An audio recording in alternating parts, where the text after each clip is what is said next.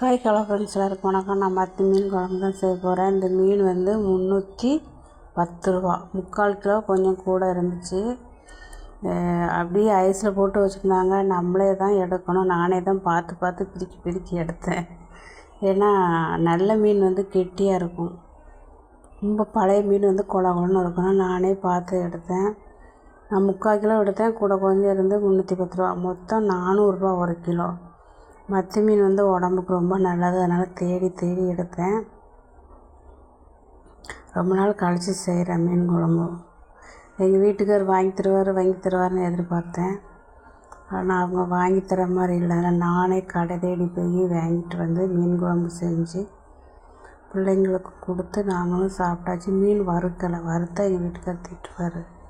உங்களுக்கு நாக்கு அப்படி கேட்குதான்னு சொல்லி எண்ணெய் பொருள் செஞ்சாலே எங்கள் வீட்டுக்கார் திட்டுவார். பாருங்கள், தலைன்னு மீன் குழம்பு வச்சு சாப்பிட்டாச்சு. நான் வந்து பொதுவாக மீன் குழம்பு புளி அதிகமாக சேர்ப்பேன். ஆனால் தக்காளி தான் அதிகமாக சேர்ப்பேன். ரொம்ப புளிப்பாக இருந்தால் என்ன புளி குழம்பானு கேட்டுருவார் எங்கள் வீட்டுக்கார். அதனால் தக்காளி கொஞ்சம் அதிகமாக சேர்த்து பாருங்கள். டேஸ்ட்டு கொஞ்சம் வித்தியாசமாக இருக்கும், நல்லாயிருக்கும். நீங்களும் இதேமாரி மீன் குழம்பு வச்சு சாப்பிடுங்க. மத்தி மீன் அடிக்கடி சாப்பிடுங்க, அதுதான் உடம்புக்கு நல்லது.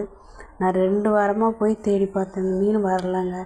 அப்புறம் இந்த வாரம் கிடச்சிருச்சு. 3வது வாரம் தான் எனக்கு இந்த மீன் கிடச்சிது.